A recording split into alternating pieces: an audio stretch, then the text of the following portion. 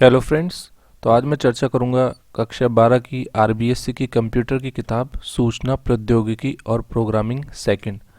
अगर आपने मेरा 11th वाला वीडियो नहीं देखा है इस बुक का तो वो प्लीज़ देख लेना। उसमें मैंने सूचना प्रौद्योगिकी और प्रोग्रामिंग फर्स्ट वाली जो बुक आती है जो 11th क्लास में आती है उसका कंप्लीट रिव्यू किया है। ये किताब हिंदी और अंग्रेजी दोनों भाषाओं में उपलब्ध है और राजस्थान सरकार की ऑफिशियल वेबसाइट से भी आप इनको डाउनलोड कर सकते हैं।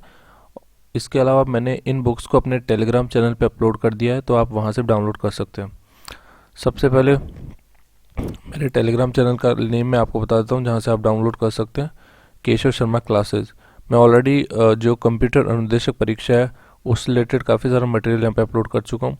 जैसे क्लास 10th की आरबीएससी की किताब कंप्यूटर की हिंदी और इंग्लिश में, 9th की कर चुका हूँ ऑलरेडी, 11 12th की अभी कर दूंगा। ठीक है, तो मटेरियल को अगर आप, और इसके अलावा कंप्यूटर अनुदेशक सिलेबस जो है मैंने जो हैंड रिटन सिलेबस अपने लिए लिखा था डिटेल सिलेबस वो भी मैंने अपलोड कर दिया है। इसके अलावा भी जो भी मैं यहाँ पे जो भी मैं अपने नोट्स बनाता रहूँगा वो भी मैं यहाँ पे पीडीएफ के रूप में आपको प्रोवाइड करा दूंगा। ठीक है, तो प्लीज़ इस चैनल को आप सब्सक्राइब कर लेना।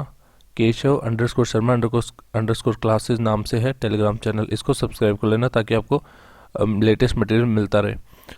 अब हम चलते हैं सीधा बुक पे। तो देखिए बुक में क्या है। सूचना प्रौद्योगिकी प्रोग्रामिंग, ये आप देख सकते हैं फ्रंट पेज पे माध्यमिक शिक्षा बोर्ड राजस्थान अजमेर की किताब है। यहाँ पे आप देख सकते हैं माध्यमिक शिक्षा बोर्ड राजस्थान का लोगो। अब हम सीधा नीचे चलते हैं सिलेबस पे। तो इसमें कंटेंट देख लेते हैं और ख़ासकर जो सीनियर कंप्यूटर इंस्ट्रक्टर है, ठीक है, उनके लिए किताबें काफ़ी कम उपलब्ध है मार्केट में। तो उनके लिए तो 11th और 12th की जो बुक्स है वो वरदान के समान है। आपको इन बुक्स का एक भी टॉपिक, एक एक एक वर्ड आपको अच्छे से पढ़ना है, एक भी टॉपिक नहीं छोड़ना, और एक एक वर्ड आपको अच्छे से पढ़ना है। अगर आपने ये कर लिया तो आपके 20 से 30 मार्क्स एग्ज़ाम में बढ़ेंगे, और इसकी मैं गारंटी दे सकता हूँ। 20 से 30 नंबर आपके बढ़ेंगे ही बढ़ेंगे अगर आपने 11 12th की इन बुक्स को अच्छे से कर लिया। 9 10th में जो आपका सिलेबस है वो कॉमन सिलेबस है।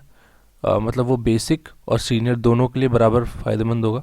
11 12th में थोड़ा एडवांस है तो इसमें कुछ टॉपिक आप छोड़ देना जो बेसिक वाले तैयारी कर रहे हैं, बट सीनियर वालों को तो एक एक पॉइंट अच्छे से पढ़ना है। अब हम आ जाते हैं सीधा, यहाँ पे सीधा बात हो रही है डेटा स्ट्रक्चर की और सी भाषा के उपयोग से डेटा स्ट्रक्चर। ठीक है, तो data structure in C language जो है उसके बारे में यहाँ पे बात हो रही है। जो फंक्शंस होते हैं, जैसे कई बार एक क्वेश्चन मैंने देखा था, सीधा पूछ लेते कि मैलॉक क्या होता है। एक स्टेटमेंट दे देंगे और पूछेंगे कि क्या ये मैलॉक है, कैलॉक है या रियलॉक है या इनमें से कोई नहीं, इस तरह का क्वेश्चन दे देते हैं। तो आपको इनकी डेफिनेशंस पता होनी चाहिए, ये कैसे काम करते हैं ये पता होना चाहिए। बेसिक मतलब आपको 2 3 लाइन इनके बारे में पता होनी चाहिए कि मैलॉक क्या होता है, फंक्शन कैलॉक क्या होता है, मेमोरी एलोकेशन कैसे होता है। ये फंडामेंटल चीज़ें आपको पता होनी चाहिए, तो आप ये प्रश्न आसानी से कर सकते हैं। इसके अलावा अब इसमें देखो, और जिन लोगों को हिंदी में पढ़ना पसंद है, मतलब जिनको अंग्रेजी में थोड़ी दिक्कत होती है पढ़ने में, उन लोगों के लिए ये किताबें बहुत शानदार है क्योंकि इसमें भाषा बहुत ही सहज है, आप आसानी से समझ पाएंगे बजाय किसी गाइड। आप अगर कंप्यूटर प्रोग्रामिंग वाला पार्ट पढ़ें ना तो गाइड पे निर्भर ना रहें, आप इन बुक्स को पढ़ें, आपको ज़्यादा अच्छे से और ज़्यादा आसानी से समझ में आएगा। वह हम देख सकते हैं स्टैक और क्यू सदाबहार टॉपिक है, आप कोई सी भी एग्ज़ाम उठा के देख लीजिए, स्टैक एंड क्यू का एक न एक क्वेश्चन आपको 101% मिलेगा। ठीक है, ऐसा कोई कंप्यूटर का पेपर नहीं हुआ आज तक इसमें स्टैक या क्यू से कोई प्रश्न ना बना हो, किसी न किसी फॉर्मेट में आपको प्रश्न मिलेगा। ठीक है, तो स्टैक और क्यू आपको पढ़ना ही है। लिंक लिस्ट आजकल बहुत इंपॉर्टेंट हो गई है, लिंक लिस्ट से भी क्वेश्चन आने लग गए हैं। लिंक लिस्ट के बहुत सारे टाइप्स होते हैं, तो पूछ सकते हैं भाई डबली लिंक लिस्ट क्या होती है, सिंगली लिंक लिस्ट क्या होती है, आप देख रहे हैं। तो इन सभी पार्ट्स को आपको पढ़ के जाना है। इसके बाद हम आते हैं ऑब्जेक्ट ओरिएंटेड प्रोग्रामिंग C++। आपके बेसिक और सीनियर दोनों के सिलेबस में C++ मैंशनड है, तो C++ आप यहाँ से पूरी कंप्लीट कर सकते हैं। गाइड से मत पढ़ना दोस्तों। अगर मैं एक सलाह दूंगा, आपके पास फ्री में किताबें अवेलेबल है तो आप इन किताबों से पढ़ो। प्रोग्रामिंग वाला पार्ट मैं सभी को यही सलाह दूंगा, गाइड से मत पढ़ना। प्रोग्रामिंग वाला पार्ट जो है ना वो इन किताबों से पढ़ लेना। ये किताबें अंग्रेजी और हिंदी दोनों में उपलब्ध है तो आपको कोई परेशानी भी नहीं होगी। तीसरा आपका RDBMS के बारे में, रिलेशनल डेटाबेस मैनेजमेंट सिस्टम, या डायग्राम वगैरह के बारे में बता रखा है। ठीक है, चौथा इसमें SQL वगैरह ये सब पढ़ना ही होता है आपको। ठीक है, DML क्या होती है, DCL क्या होती है, जैसे DCL मतलब डेटा कंट्रोल लैंग्वेज होती है, DQL होती है डेटा क्वेरी लैंग्वेज, DDL होती है डेटा डेफिनेशन, ये डेटा मैनिपुलेशन होती है DML। ठीक है, तो इसमें जो ऑपरेशंस होते हैं, डिलीट ऑपरेशन हो गया, ट्रंकेट हो गया, ड्रॉप हो गया, ये सब आप पढ़ लेना, पूछ लेते। एसिड प्रॉपर्टीज़ क्या होती है DBMS में, तो ये सब चीज़ें पढ़ लेना। तो देखिए, और ये इसमें चैप्टर नेम्स है। डेटा स्ट्रक्चर का परिचय, array, sorting, stack and Q, link list, C++ के साथ शुरुआत, operator, expression, control structure, C++ में function, class, object, constructor, destructor, operator overloading, inheritance, DBMS की अवधारणा, रिलेशन डेटाबेस की अवधारणा और PL/SQL। ठीक है, तो मैंने इस बुक को देखा है, बहुत अच्छी किताब है, बहुत अच्छे तरीके से लिखी गई किताब है, बहुत स्ट्रक्चर्ड मैनर में लिखी गई है, बहुत आपको मज़ा आएगा इसको पढ़ने में। और इसमें आपको कोई ऐसा नहीं लगेगा कि यार पता नहीं क्या बोल रहे हैं। जैसे TN शर्मा की आप देखोगे ना, तो हिंदी में जो बनाया है उसका वर्जन इंग्लिश का, तो वहाँ पे आपको लगेगा कि समझ ही नहीं आ रहा, लेकिन इसमें ऐसा नहीं है। बहुत अच्छे से इन्होंने जो है लैंग्वेज यूज़ करी है, और हिंदी में है ये किताब, फिर भी आप इसको समझ पाओगे। प्रोग्रामिंग के साथ प्रॉब्लम ये है कि प्रोग्रामिंग की जो लैंग्वेज होती है वो ऐसी होती है कि आप अंग्रेजी में पढ़ते हो तो ज़्यादा आसान रहता है, हिंदी में थोड़ा मुश्किल हो जाता है। पर इस किताब में ऐसा नहीं है, आपको हिंदी में भी किताब ठीक ठाक समझ में आ जाएगी। ओके, पर मैं आपको एक सलाह दूंगा दोस्तों, आप कोशिश ये करें कि जब भी खासकर कंप्यूटर पढ़े तो हिंदी में ना पढ़े, अंग्रेजी में पढ़ने की कोशिश करें, आपके लिए फ़ायदेमंद रहेगा। कंप्यूटर हिंदी में पढ़ने में कई शब्दावली ऐसी होती है, कई शब्द ऐसे होते हैं जो अर्थ का अनर्थ कर देते हैं। अगर सपोज एग्जामिनेशन में आपके पास चूँकि पेपर बाइलिंगुअल आएगा, हिंदी अंग्रेजी दोनों में आएगा, ऑफलाइन पेपर, तो वहाँ पे तो आपके पास सुविधा रहती है कि आप देख सकते हो। ठीक है, पर अगर सपोज कोई ऐसा शब्द आ जाता है एग्ज़ाम में जिसका उन्होंने अर्थ गलत कर दिया हिंदी में, तो आपको प्रेफरेंस किसको देनी है? हमेशा इंग्लिश को देनी है। ठीक है, तो वो अर्थ के जब अगर थोड़ा सा भी एक शब्द भी इधर उधर हो जाता है ना, तो फिर आप आंसर गलत मार्क कर सकते हो। उस चक्कर में कई बार ऐसा हो जाता है।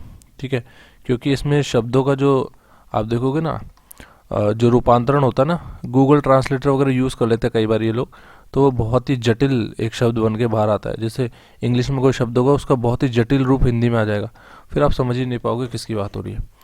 तो इसलिए कोशिश करें कि आप इंग्लिश में पढ़ने की कोशिश करें। ठीक है, ये आपके सारे इंडेक्स हो गई, सेम है, कोई मतलब डिफरेंस नहीं है। बेसिकली ये इंग्लिश में है और वो हिंदी में था मटेरियल।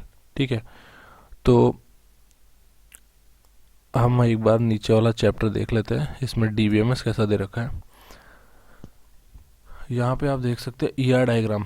ठीक है, ये ER डायग्राम है। ER डायग्राम में क्या पूछते हैं, एक तो आपसे पूछते हैं कि जो आपके पास एंटिटीज़ होती है, ठीक है, वीक एंटिटी क्या होती है, इसका सिंबल क्या होता है, पूछ लेंगे। ठीक है, और या पूछ लेंगे बताइए स्ट्रॉन्ग एंटिटी क्या होती है, इस तरह के आपको पूछे जाते हैं।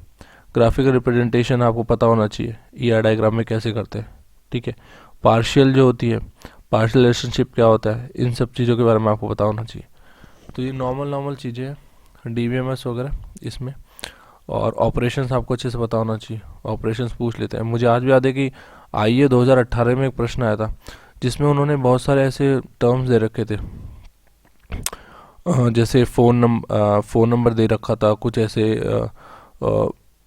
फ़ोन नंबर के अलावा कुछ एड्रेस वगैरह ऐसा दे रखा था।